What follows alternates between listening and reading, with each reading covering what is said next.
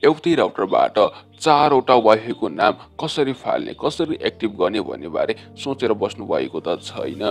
एउटै राउटरबाट तपाईले चारवटा वाइफाई को नाम र त्यसको छुट्टा छुट्टै पासवर्ड कसरी राख्ने भन्ने बारे तपाईलाई यस भिडियोमा पूरा जानकारी दिनेछु। How to create multiple SSID wifi name in Huawei router.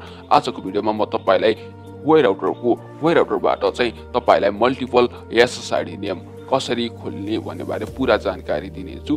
तपाईले मल्टिपल SSID वाइफाई नेम कसरी इनेबल गर्ने, ओके, त्यो चाहिँ तपाईलाई म सिकाउन गइरहेको छु। यदि तपाईले मेरो च्यानललाई सब्स्क्राइब गर्नुभएको छैन भने च्यानललाई अवश्य सब्स्क्राइब गर्नु होला। साइडमा रहेको बेल नोटिफिकेसनलाई अन गर्नुभएको छैन भने बेल नोटिफिकेसनलाई नि अन गर्न नभुल्नु होला।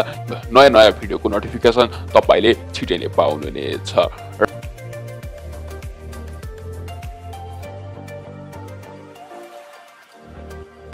नमस्कार साथीहरु, स्वागत छ तपाईलाई आजको यस नयाँ भिडियोमा। सदाको जस्तै आज पनि तपाई सामु नयाँ भिडियो लिएर आइसकेको छु। तपाईलाई थम्बनेल लिएर थाहा पाइसक्नु भएको छ। ओके, धेरै जनाको गुनासो रहेको थियो हामीले अब एउटै राउटरबाट चाहिँ कसरी चारवटा वाइफाईको नेम एक्टिभ गर्ने हो भन्नुभएको थियो। उहाँले मलाई सोधिरहनु भएको थियो र हामीले यो गराए बापत एक्स्ट्रा चार्जहरु कि यसको केही हामीले धेरै बनाए पर्ने सोलो हुने हो कि हैन भन्ने बारे चाहिँ धेरैको जिज्ञासा रहेको थियो। तपाईको यो कमेन्ट र यो जिज्ञासा सम्बन्धी लिएर एउटा भिडियो लिएर आइसकेको छु। तपाईले यस बनाए बापत यसलाई चाहिँ तपाईको इन्टरनेट स्लो हुने भने चाहिँ यसको चाहिँ हुँदैन। यो भनेको एउटा नाम मात्रै राख्ने हो, जुन एउटा कनेक्ट गर्नको लागि मात्रै हो।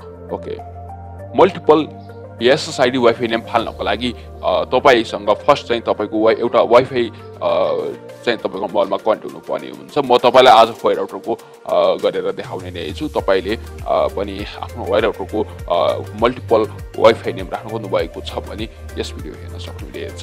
र ओके, अहिले चाहिँ तपाईलाई म मेरो ल्यापटपको स्क्रिन शेयर गर्न गइरहेको छु। ल्यापटप र मोबाइलमा एउटै नै प्रोसेस रहेको छ, सेम यही नै तरिका रहेको छ, थोरै डिस्प्लेको मात्र फरक हुनेछ। ओके, अब तपाईले त्यसको लागि एउटा कुनै पनि ब्राउजर ओपन गर्नु होला। मैले कुनै पनि एउटा ब्राउजर ओपन गरिरहेको छु, क्रोम ब्राउजर ओपन गरिरहेको छु। तपाईले पनि एउटा आफ्नो मोबाइलमा क्रोम ब्राउजर ओपन गर्न सक्नुहुनेछ। जस्ट त्यसमा गएर तपाईले आईपी एड्रेस राख्नु होला, जुन वाइफाईको आईपी एड्रेस रहेको छ Huawei राउटरको 192.168.100.1 यो आईपी राख्नु होला, जुन तपाईले स्क्रिनमा पनि देख्न सक्नुहुनेछ।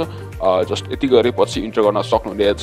जस्ट तपाईलाई यहाँ मागिएको छ एकाउन्ट र पासवर्ड भनिरहेको छ, तपाईले देख्न सक्नुहुनेछ एकाउन्ट एन्ड पासवर्ड। एकाउन्टमा के राख्ने र पासवर्डमा के राख्ने तपाईलाई अहिले थाहा पाइसक्नु भएको होला। ओके, त्यसको लागि तपाईले अहिले यसमा टेलिकम एडमिन राख्न सक्नुहुन्छ, TELCOM जुन तपाईले स्क्रिनमा पनि देख्न सक्नु भएको होला। जस पासवर्डको लागि एडमिन टेलिकम राख्नु होला, ADMIN TELCOM राख्नु होला। रुट एडमिनबाट पनि तपाई जान सक्नुहुनेछ। जस्ट मैले तपाईलाई टेलिकम एडमिनबाट देखाउन गइरहेको छु। यति गरिसकेपछि हजुरले जस्ट लगइनमा क्लिक गर्दिनु होला।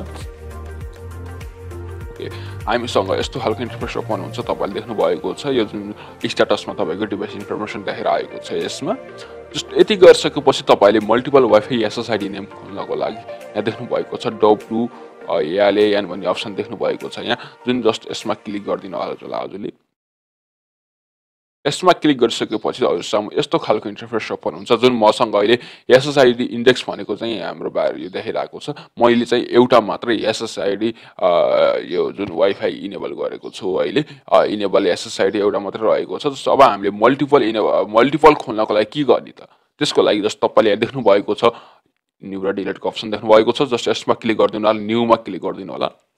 न्यूमा क्लिक गरिसकेपछि हजुरसँग यस्तो खालको इन्टरफेस ओपन हुन्छ। अब SSID नेम भनिरहेको होला, तपाईले देख्नु भएको छ 1 देखि 32 वटा क्यारेक्टर राख्न पाइन्छ। जस्ट यसमा तपाईले एउटा नाम राख्दिनु होला, नयाँ नाम। जस्तो यो तपाईले यो SSID नेम चाहिँ कसरी फाइदा लिन सक्नुहुन्छ भने, जस्तो तपाईले भाडामा कसैले दिनु भएको छ भने भाडामा बस्नेलाई चाहिँ छुट्टा चाहिँ दिन सक्नुहुन्छ, पासपोर्ट र युजरनेम दिन सक्नुहुनेछ। उहाँले छुट्टै नै युज चलाउनुहुन्छ, भाडामा रेन्टमा तपाईले चलाउनुहुन्छ, छुट्टै दिन सक्नुहुन्छ। यसरी चाहिँ चलाउन सक्नुहुन्छ हजुरले। जस्ट यसको वाइफाई नेम राख्न तपाईले अब जे राख्न मन लाग्छ त्यो चाहिँ यसमा राख्न। जस्तो मैले यसको लागि टेस्ट नेटवर्क राखिदिन्छु, टेस्ट नेट राखिदिन्छु। अनि त्यति गरिसके जस्तो इनेबल SSID भनिदिनु भएको छ होला यहाँ।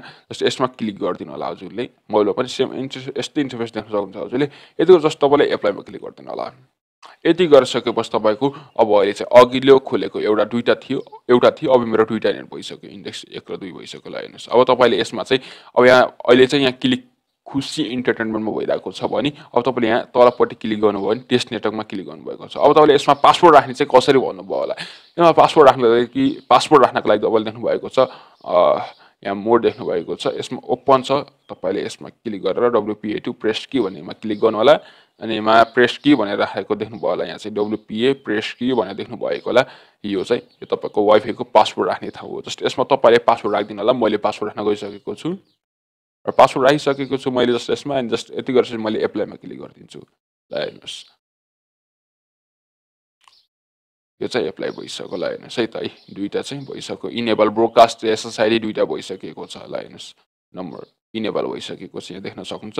अब मेरो चाहिँ यहाँ तपाईँको टेस्ट नेटवर्क भनेर फालेको देख्न सक्नुहुन्छ। यहाँ राख्नुहोस् है त। ल हेर्नुहोस् टेस्ट नेटवर्क भनेर आइसकेको छ।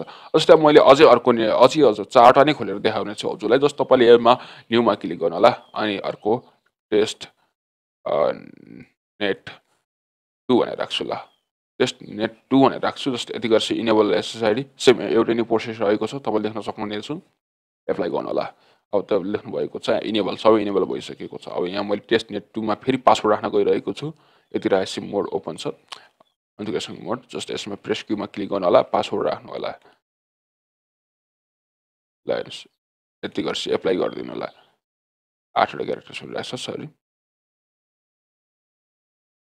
यति गरेर जस्ट एप्लाईमा क्लिक गरिदिनु होला। अब यहाँ तपाईँले देख्न सक्नुहुन्छ टेस्ट नेटवर्क 2 पनि आउँछ। ल हेर्नुहोस् है त।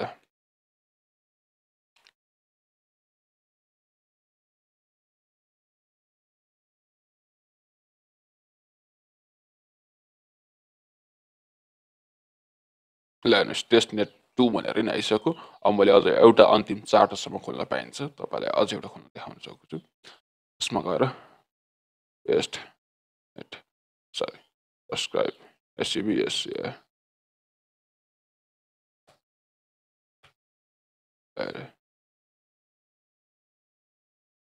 अब यसमा राखेर जस्ट SSID इनेबल गरेँ, एप्लाई गरिदिएँ।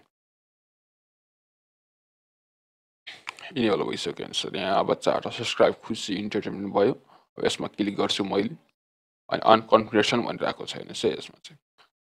अनि जस्ट यसमा यति राखेपछि तपाईँको यहाँ यसमा क्लिक गरेर पासवर्ड राख्न सक्नुहुन्छ। पासवर्डको लागि 1 2 3 4 5 6 7 8 नर्मल यति नै राखिन्छ। WPA चाहिँ ओपन नगर्नु होला तपाईँले।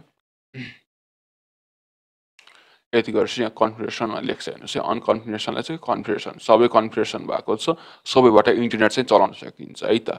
यसबाट सबैबाट इन्टरनेट चलाउन सकिन्छ। जस्तो यसमा देख्नुभयो यसबाट 4वटा चाहिँ SSID नेम चाहिँ 4वटा खोलेर नै हामीले पासवर्ड पनि राखिसकेका छौँ। तपाईँले यस्तै गरेर आफ्नो पासवर्ड राख्न सक्नुहुन्छ। बाइचान्स कुनै बेला तपाईँले भाडामा कसैलाई दिनुभएको छ, केही कसैलाई दिनुभएको छ भने त्यो चाहिँ बन्द गर्नु पर्यो भने तपाईँले यसमा क्लिक गरेर डिलिट पनि यहाँ यसमा क्लिक गरेर जस्तो लाइक यसमा टेस्ट नेटमा क्लिक गरेर डिलिट गरेर फाल्न पनि सक्नुहुन्छ। अनि कुनै कस्तो केसमा चाहिँ तपाईँलाई पैसा दिए अनि टेस्टमा भाडामा बसेकोलाई होइन, त्यस्तो भयो भने तपाईँले यहाँदेखि इनेबल SSID छ डिसेबल गरिदिनु होला। जस्तै यसमा डिसेबल गरेर एप्लाई गरिदिनु भयो भने यो चाहिँ डिसेबल हुन्छ अनि पछि फेरि इनेबल गर्नु पर्यो भने जस्तो यसमा इनेबल गरिदिनु होला। तपाईँको इनेबल चाहिँ नेट चाहिँ देखिन्छ अनि नेट चल्न पनि सुरु गर्छ है त। यसरी नै तपाईँले आफ्नो वाइफाईको नेम राख्न सक्नुहुनेछ। वाइफाईको 4वटासम्म वाइफाई नेम फाल्न सक्नुहुन्छ। जस्तै एउटा अलरेडी मैले फर्स्टमा क्रिएट गरेको यो मेरो फर्स्टको नेटवर्क थियो, त्यसपछि यो नेटवर्क 2 टेस्ट नेट भयो। अझै अर्को तपाईँको राख्नुहोस् है त आउनु छ। ल सब्सक्राइब खुसी इन्टरटेनमेन्ट 4वटा नेट यहाँ देखिसक्नु भएको छ। हामीले 4वटाबाट सेम स्पिड सहित नेट चाहिँ चलाउन सक्छौँ है त। यदि यस भिडियोमा कुनै कुराहरू बुझ्नु भएको छैन भने तल कमेन्ट बक्समा कमेन्ट गर्नुहोला र यदि मेरो च्यानल सब्सक्राइब गर्नुभएको छैन भने च्यानल चाहिँ अवश्य नै सब्सक्राइब गर्न नभुल्नु होला। नयाँ भिडियोको नोटिफिकेसन अवश्य नै पाउनु नै छ र अघिल्लो भिडियोमा भेटौँला। Thank you for watching my this video. Okay thank you.